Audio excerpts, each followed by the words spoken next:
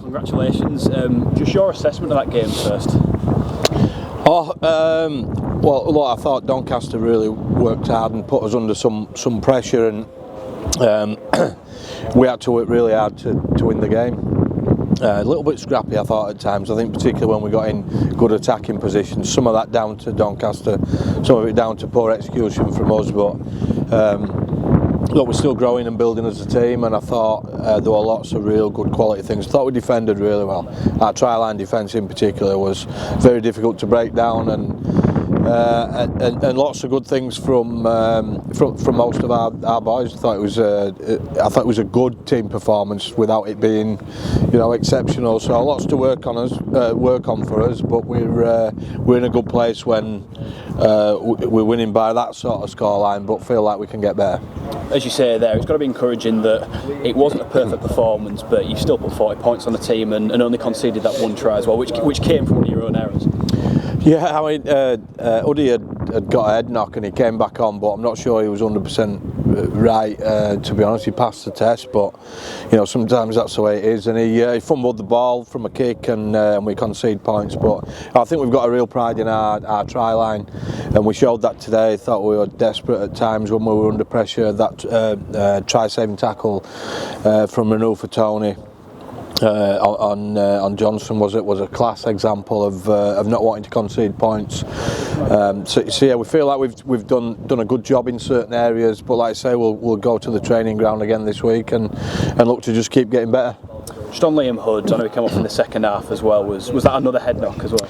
Yeah, so look, he'll have a week off next week. That is what it is with the head protocol, and I make sure you're looking after players, obviously, and he'll have a bit of a breather. He's been exceptional for us, Liam, and Jacob Doyle's been great as well, so he'll get an opportunity next week. We've got Harvey Smith as well, as another young exceptional hooker, so he'll potentially be available next week.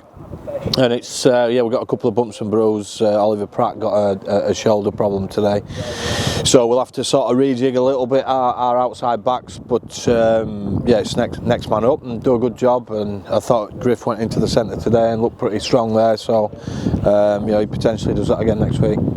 No Jay Pitts after the injury he got last week. Do you know what the extent of that is just yet? Yeah, he's got a couple of things going on in his ankle, so he's probably 4 weeks, I would say. So he's one of those guys who gets real frustrated when he's not playing and not training. So it's disappointing for him, but look, it's the game, isn't it? It throws a lot of things at you. The boys going out there and competing and being in the middle of a battle zone for 80 minutes. So. Yeah, these things happen. Pitts will be back in 4 weeks, and he'll be raring to go at that point, and he'll probably benefit from it, even though you don't think so. It is a long season, this one. Is there anyone else that you're expecting or hoping will be back in the next couple of weeks?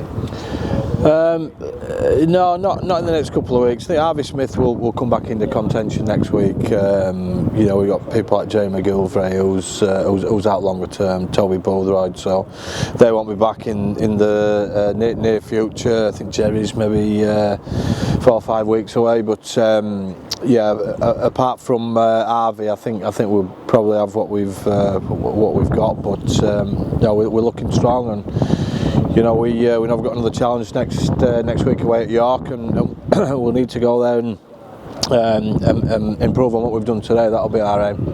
Just a word on Luke Gale, a hat-trick for him today, and in a game he seemed to really run throughout. Yeah, well, he's a key organiser for us. Obviously, him and Mason and their relationship is pretty important for us. They're playing well together. Obviously, Luke's scoring 3 tries today. For him, often he does that. So his first one in particular, I just think, him running and his running threat. Like I say, he's not a big running half, but when he decides to do that, he can be really dangerous. So he kept him honest today with that, and that was, and then for him to, score a couple more was great for him. He's a real high quality support player, and he's pretty experienced, so he's important to us. He's obviously a player as well that you were with when you were at Castleford. How important is he off the field as well in terms of sort of setting the standards that you demand of a team?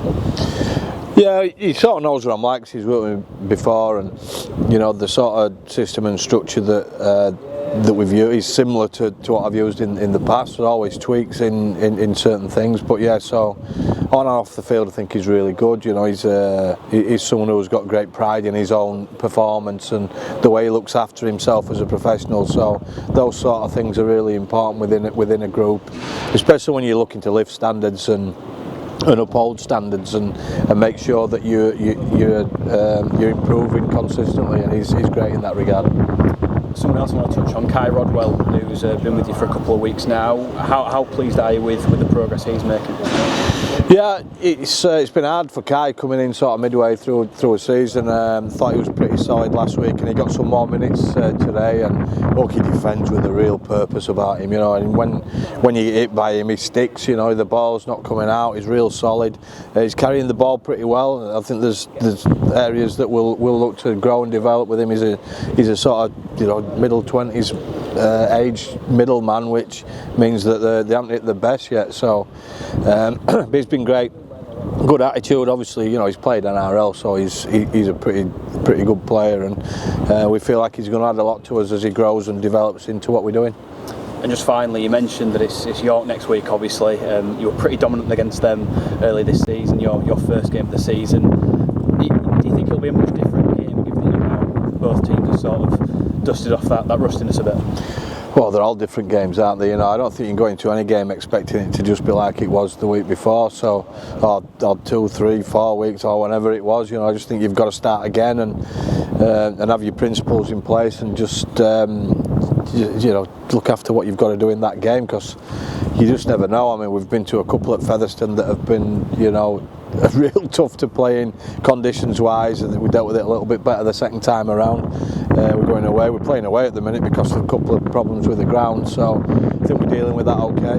Go away to York, it's another similar stadium to this. It's got a lot of quality about it, it's a great surface, so yeah, we'll just go and start well again. Hopefully that's, you know, we're always looking to start games well. I thought we did that again today. And if we do that, then we set ourselves a platform to go on with it. So yeah, we know that York have got good quality players, and they're a good team in this competition. So yeah, look after ourselves and just keep improving.